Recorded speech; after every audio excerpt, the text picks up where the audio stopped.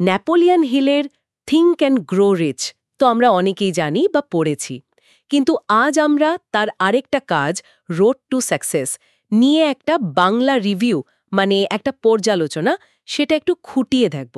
হ্যাঁ, ইন্টারেস্টিং ব্যাপার হলো বইটা তো তার মৃত্যুর পরে বেরিয়েছে, মানে তার বিভিন্ন সময়ের লেখা, বক্তৃতা এইসব মিলিয়ে আর কি।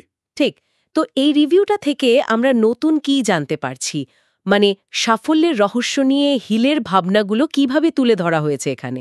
দেখুন, রিভিউটা প্রথমেই বলছে যে বইটা আসলে সাফল্যের একটা মাস্টার প্ল্যান বা একটা নকশার মতো, আর এর মূল ভিত্তিটাই হলো আত্মবিশ্বাস আর মানসিক শক্তি।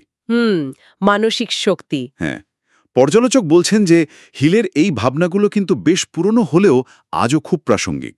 এটা ঠিক, হিলের কাজের এই ব্যাপারটা কিন্তু খুবই আকর্ষণীয়। তো রিভিউতে কোন আইডিয়াটার উপর সবচেয়ে বেশি জোর দেওয়া হয়েছে? সবচেয়ে বেশি গুরুত্ব পেয়েছে ওই পরিষ্কার লক্ষ্যের ধারণাটা। হিল যাকে বলতেন ডেফিনিট চিফ এইম বা একটা জ্বলন্ত আকাঙ্ক্ষা। জ্বলন্ত আকাঙ্ক্ষা মানে ঠিক কেমন? মানে রিভিউটা বুঝিয়ে বলছে যে এটা শুধু একটা সাধারণ ইচ্ছে নয়, এটা এমন একটা গভীর তীব্র আবেগ যা আপনার বিশ্বাসের অংশ হয়ে যাবে। লক্ষ্যটা সবসময় আপনার চোখের সামনে, একদম জীবন্ত। আচ্ছা, তার মানে শুধু স্বপ্ন দেখলে হবে না, সেই স্বপ্নটাকে সত্যি করার জন্য একটা ভেতরের টান, একটা তীব্র আবেগ দরকার। একদম। কিন্তু শুধু আবেগ থাকলেই কি সাফল্য আসে? ধরুন অধ্যবসায় বা সেলফ কন্ট্রোল, এগুলোর কোথাও কি রিভিউতে আছে? অবশ্যই আছে। রিভিউটা জোর দিয়েই বলছে যে হিল মনে করতেন সাফল্য কোনো এক রাতের ব্যাপার নয়, এর জন্য চাই ধৈর্য, কঠোর পরিশ্রম আর লেগে থাকা। লেগে থাকাটা জরুরি। হ্যাঁ, হাল ছেড়ে দিলে চলবে না। হোঁচট খেলেও আবার উঠে দাঁড়ানোর যে মানসিকতা, সেটা খুব দরকারি। এই হোঁচট খাওয়ার কথা যখন উঠল, ব্যর্থতার ভয় তো অনেকেরই থাকে। এটা নিয়ে রিভিউতে কি বলছে? হিল এই ভয় কাটানোর কোনো রাস্তা দেখিয়েছেন? হ্যাঁ, রিভিউ অনুযায়ী হিলের মূল ওষুধটাই ছিল আত্মবিশ্বাস। আত্মবিশ্বাস। তিনি বিশ্বাস করতেন যদি নিজের ক্ষমতার উপর ভরসা রাখা যায়, তাহলেই ওই ব্যর্থতার ভয় বা অন্য যা যা মানসিক বাধা আছে সেগুলো দূর করা সম্ভব। রিভিউটা বলছে ভয়কে জয় করার শুরুটা আসলে নিজের ভেতর থেকেই করতে হবে। তার মানে ভেতরের শক্তিটাই আসল খেলা।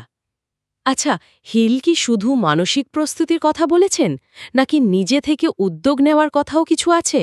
আছে তো। রিভিউ জানাচ্ছে হিল এই ব্যক্তিগত উদ্যোগ নিজে থেকে কাজ শুরু করার উপর খুব জোর দিতেন। মানে বসে না থেকে কাজে নেমে পড়া আর কি। ঠিক, অন্যের নির্দেশের অপেক্ষা না করে বা সঠিক সময়ের জন্য বসে না থেকে নিজেই অ্যাকশন নেওয়া। আর ব্যর্থতাকে ভয় না পেয়ে সেটাকে শিক্ষার একটা অংশ হিসেবে দেখা। হ্যাঁ, এটা তো হিলের খুব বিখ্যাত একটা কথা। হ্যাঁ, রিভিউতেও সেটা উল্লেখ করা হয়েছে যে প্রত্যেকটা ব্যর্থতার মধ্যেই নাকি ভবিষ্যতে সাফল্যের বীজ থাকে। চিন্তাটা সত্যি খুব পজিটিভ। আচ্ছা, হিলের লেখার স্টাইল নিয়েও কি রিভিউতে কিছু বলা হয়েছে?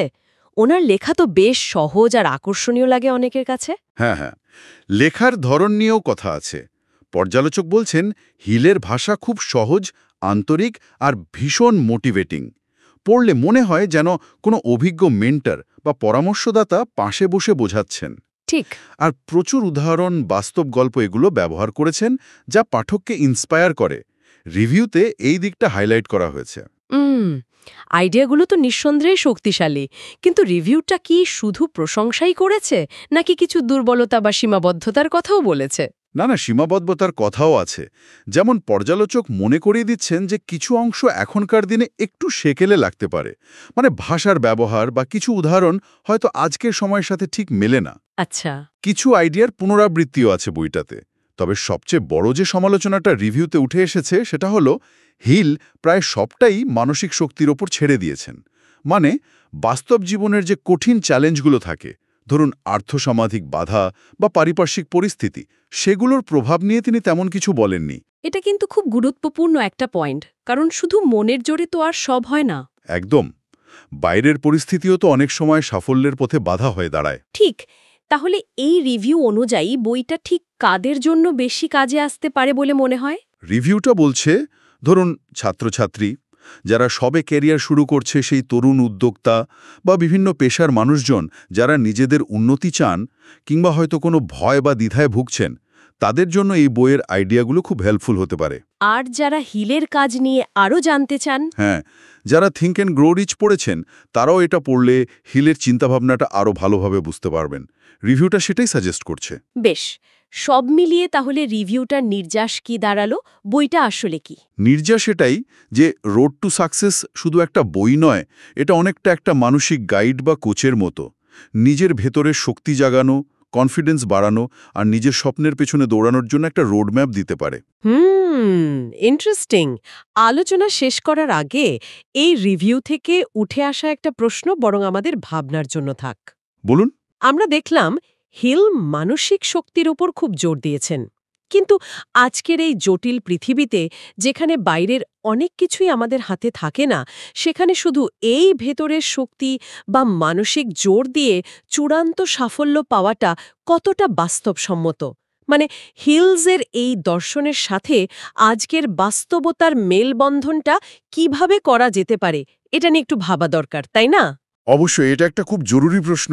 শুধু মানসিক শক্তি নাকি তার সাথে বাস্তব পরিকল্পনা আর পরিস্থিতির বিচার, এই ব্যালেন্সটা কোথায়, এটা ভাবার বিষয়।